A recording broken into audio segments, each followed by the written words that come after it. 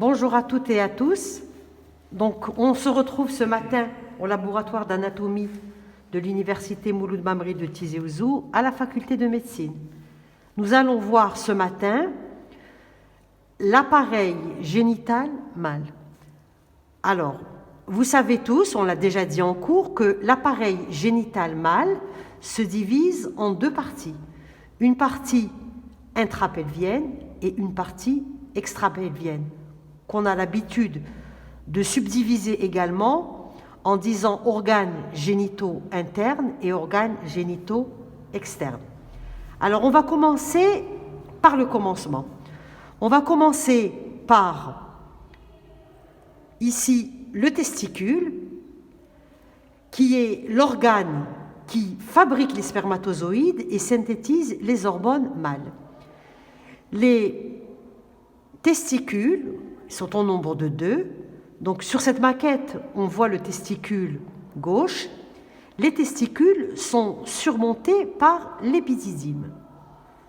Alors, vous voyez que l'épididyme coiffe le testicule et de l'épididyme va partir le canal déférent qui est un conduit spermatique qui va acheminer les spermatozoïdes à l'intérieur de la cavité pelvienne jusqu'à la vésicule séminale où il forme le canal éjaculateur qui se déverse dans l'urètre prostatique.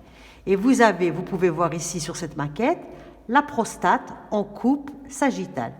Donc vous reconnaissez la prostate qui est une glande annexe de l'appareil génital mâle placée sous la vessie.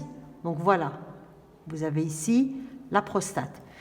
Ici, comme on l'a déjà dit, vous avez les vésicules séminales et là, le canal éjaculateur.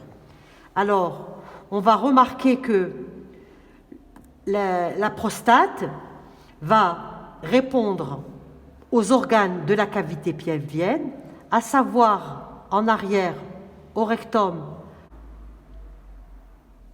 et en avant à l'espace pré-prostatique. Et on a dit que dans cet espace pré-prostatique, on trouvait un important plexus veineux qui est le plexus veineux de Santorini. Voilà, ici, alors ici vous voyez, si vous suivez cet ensemble de parties molles, vous savez tous que l'ensemble des parties molles qui ferment en bas la cavité pelvienne constituent le périnée. Ici, on peut décrire le muscle releveur de l'anus et plus en arrière, le muscle ischio-coccygien. Vous avez ici, on peut voir un muscle du plan superficiel, c'est le sphincter strié de l'anus. Ici, on peut retrouver les muscles transverses, profonds et superficiels. Alors, on va continuer notre description des organes génitaux après avoir parlé du périnée. Alors ici, on a le pénis et ici, nous avons les bourses qui renferment le testicule. Alors, le pénis, comme on l'a dit en cours, il est formé de deux parties. D'une partie qui est périnéale et qui forme la racine, et d'une partie qui est apparente et qu'on appelle la partie mobile. Rappelez-vous que le pénis est constitué de corps érectiles. Les corps érectiles, ils apparaissent ici, sur cette coupe sagittale. Les voici. Alors, les organes érectiles, ce sont le corps spongieux qui entoure et protège l'urètre qui est au centre, et au-dessus, nous avons les corps caverneux. Et rappelez-vous que corps spongieux et corps caverneux vont naître plus dorsalement, ils vont naître au niveau de la région du périnée, entre le périnée moyen et le périnée superficiel. Alors, si on utilise cette maquette, on peut également décrire les organes génitaux chez l'homme. Alors, on va retrouver quoi? On retrouve tout ce qu'on a dit précédemment. On retrouve les testicules contenus dans les bourses, et vous voyez bien, comme on l'a dit, qu'il y a un testicule à droite, un testicule à gauche. Chaque testicule est surmonté par un épididyme qui comporte une tête, un corps et une queue. De l'épididyme va partir le canal déférent. Et le canal déférent, regardez, il va acheminer les spermatozoïdes des bourses vers la prostate. Alors voilà ici on a le canal déférent avec ses différentes portions.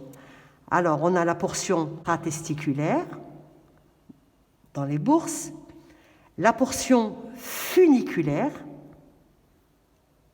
qui va lui permettre l'accès à la cavité pelvienne.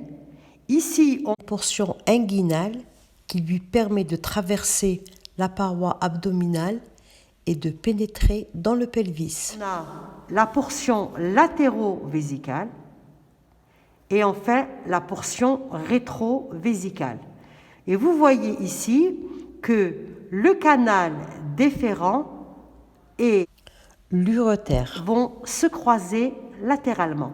Alors, vous avez ici, sur cette maquette, on peut encore faire une coupe sagittale et on pourrait redire exactement ce qu'on a dit sur la maquette précédente. Alors, pour garder la même orientation, je vais prendre le côté droit. Voilà. Alors, on va retrouver nos éléments.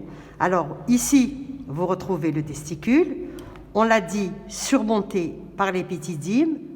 Et on voit le départ du canal déférent. Le canal déférent, le voilà, qui arrive en arrière de la vessie. Il va s'unir à la vésicule séminale. Ils vont former le canal éjaculateur qui s'ouvre dans l'urètre prostatique. Ici, sous la prostate, on va retrouver le segment membraneux de l'urètre, le segment spongieux, et vous avez la coupe de la totalité des corps érectiles. Vous avez, voilà, ici le bulbe spongieux, le corps spongieux dans sa globalité. Et ici, nous avons le corps caverneux. Mais rappelez-vous qu'il y a un corps spongieux au centre et deux corps caverneux, un à droite et un à gauche. D'accord? Et les corps caverneux se réunissent sur le dos de la verge. Donc si on remet notre verge en position, on aurait ça. On aura les deux corps caverneux, le corps spongieux qui entoure l'urètre. Voilà. voilà pour la coupe axiale du pénis. Merci pour votre écoute et bonne révision.